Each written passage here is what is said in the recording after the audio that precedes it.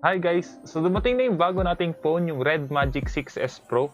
Kaya sa video na to pag-uusapan natin kung bakit ito yung best gaming phone para sa mga gamers at lalong-lalo na sa mga streamers. Okay? Let's go!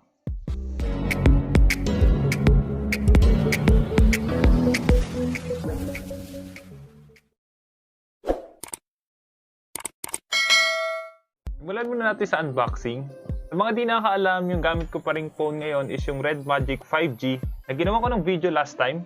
So, napakaganda pa rin niya, okay pa rin siya sa pag-i-stream saka sa paglalaro.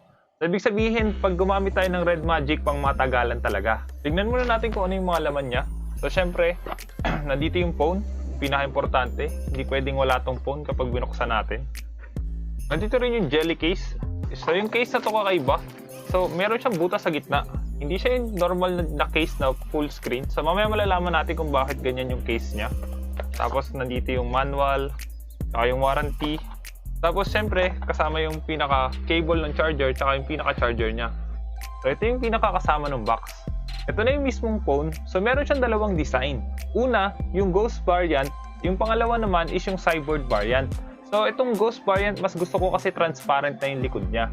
Meron itong Qualcomm Snapdragon 88 Plus na processor, isa sa pinakamabilis na phone ngayon lalo na pang gaming. Meron din siyang 16GB RAM LPDDR5, 256GB internal storage, 165Hz refresh rate, 6.8 inches AMOLED display, i7.0 multi-dimensional cooling system, kaya ibig sabihin hindi talaga siya mag-iinit. 720Hz multi-finger touch sampling. So, ibig sabihin, mas maganda to kapag mas maraming daliri yung ginagamit natin kapag naglalaro. 7th generation under-display fingerprint sensor, Wi-Fi 6E, 5050 mAh battery, 450Hz touchpad shoulder triggers, plus meron siyang bagong M-key. Ngayon, try na natin yung mismong phone. Nandito pa rin yung fingerprint sensor niya. Tapos meron siyang bagong feature, yung cooling fan. So kapag in-on natin yon, makikita natin umiilaw yung likod. So, napakaganda niyan. Nandoon pa rin yung ingay sa cooling fan pero hindi na siya ganun kalakas. Punta ulit tayo sa game space. Nandito pa rin sa ilalim yung button ng game space. Kapag pinindot natin yon, mapupunta tayo sa game space. So nandito yung mga games natin.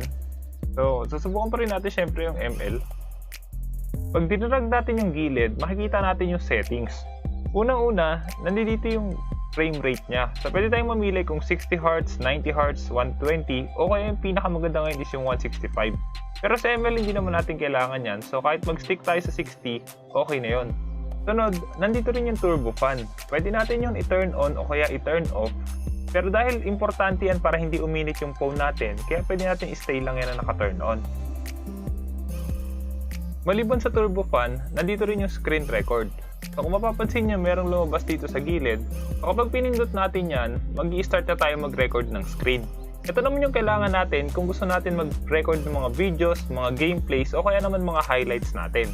So pagtapos natin ma-record yung laro natin, i-stop lang natin siya. Makikita nyo sa mga susunod na videos natin, yan na yung gagamitin ko.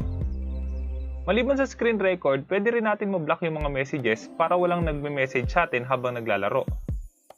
Maliban sa pag-block ng mga messages, pwede rin natin makita yung frame rate natin, basta click lang natin tong frame rate display. So ilalagay lang natin siya sa isang lugar para hindi siya nakaharang. So kung ayaw nyo rin naman na may nakaharang na frame rate, pwede pa rin natin tanggalin yon. Maliban doon, ang pinaka-importanting feature para sa akin dito is itong mga to. Nandito yung WhatsApp, Discord, Telegram, FB Messenger, tsaka Chrome. So ang kinaganda nito, kapag ginamit natin siya, magkakaroon tayo ng small window. So habang naglalaro tayo, pwede natin magamit yung mga app na yon. Kasi hindi sa lahat ng pagkakataon, makakapag-alt tab tayo. Gamit yung feature na yon, kapag halimbawa namatay tayo sa laro, makakapag-chat na tayo ng mas madali. Maliban doon, mas madali na para sa ating gumamit ng mga app overlay. So dahil nga importante sa atin, lalong-lalo na sa ating mga streamer, yung meron tayong dalawang app. So halimbawa, yung Discord, gusto kong mag-Discord habang naglalaro. So mas madali ko na siya magagamit tapos hindi siya naglalag. So kadalasan, kapag dalawa or mas maraming app na yung gamit natin, mas madaling naglalag yung laro. Pero dito, kahit naka-Discord tayo, kung mapapansin nyo, hindi siya naglalag, smooth pa rin yung laro natin. At dahil nga kapag naglalaro tayo, gumagamit tayo ng maraming app, lalo na kapag nag-i-stream, kaya kailangan yung cellphone natin kayang tumagal or merong mahabang battery lifespan. Maliban sa lifespan, importante din na hindi umiinit yung cellphone natin para hindi tayo naglalag. At ang pinakagusto ko dito, napaka-smooth talaga na magiging laro natin. Ngayon punta naman tayo sa bagong shoulder trigger. So nandito pa rin yung settings niya. Tapos nandito pa rin sa taas, ito yung left trigger button natin tsaka right trigger button. Pero ang kinaganda niyan, meron na siyang middle sa gitna.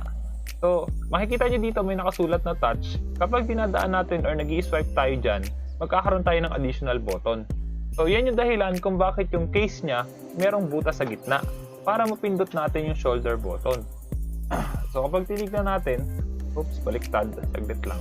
So, kapag tinignan natin, so yan, makiklik pa rin natin siya kahit nasa likod siya. Para magamit natin yan, kailangan natin i-turn on yung trigger button. So, nandito yung left, yung right, tsaka yung middle. So, kung dati, pindot-pindot lang kada isa, ngayon, iba't iba na yung feature niya.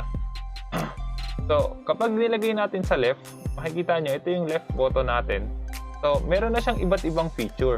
So, dito yung una, yung press to trigger single operation. Kapag isa lang yan, so, ilalagay natin siya sa recall, halimbawa. So, kapag pinindot ko yung left, magre-recall siya ng isang beses. So, kung ayusin pa natin, so, ibahin natin, lalagay naman natin sa press to trigger long press. So, kapag gusto naman natin ng long press, lalagay natin sa recall. So, kapag long press siya, isang pindot natin, long press.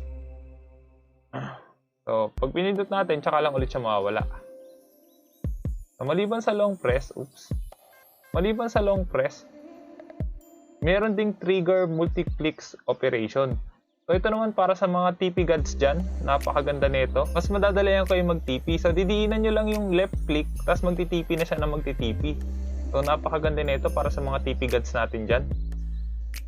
Maliban sa long press, meron din naman tayong press to trigger dual operation o kaya press and lift to trigger operation separately. So ito naman, pwede natin tong ilagay sa halimbawa dito sa ano natin, sa emote natin. Hindi, dahil ginamit na natin kanina yung multi-clicks natin para sa TP. So sa TP na siya, yung right naman yung gamitin natin. So gamitin naman natin yung right. So sa right natin, gamitin natin yung press and lift to trigger operation separately. So, ilalagay natin tong right dito naman. So, yung down yung pag-press ng una, tapos pag-lift sa pangalawa. Oops. So, pag nilagay natin dyan, tapos pinindot natin yung right, so, lalabas siya. Pero babaguhin natin yung chat natin.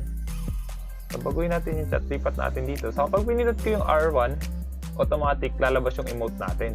So, para sa mga TP gods at emote gods, napakaganda nito. So, nagti-TP ka na, nag-emote ka pa habang gumagamit ka ng skill. At dahil nga hindi lang yun sa left tsaka right, meron ding middle. So, pwede rin natin ilagay yung middle natin.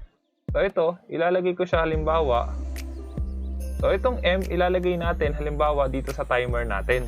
So, ang mangyayari niyan, tuwing ini-slide ko yung likod, napipindot siya. So, kailangan ko lang i-slide para mapindot. So, slide lang. Pwedeng left-right, pwedeng right lang. So, pwede natin magamit lahat yun ng sabay-sabay.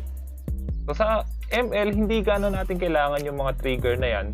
Pero sa ibang games, mas magagamit natin siya. So, subukan pa natin to sa iba't ibang klase ng laro at makikita nyo rin sa mga susunod nating stream at videos, ito na yung gamit kong cellphone. Pero dahil sa experience ko sa Red Magic, napaka-smooth na at napakaganda na ng phone na to para sa akin. Kaya kung gusto mo rin bumili ng ganitong phone, ilalagay ko sa link yung description kung saan nyo siya pwedeng mabili. Basta lagi nyo lang tatandaan, kung gusto nyo mag-improve, just master the basics. I'm out.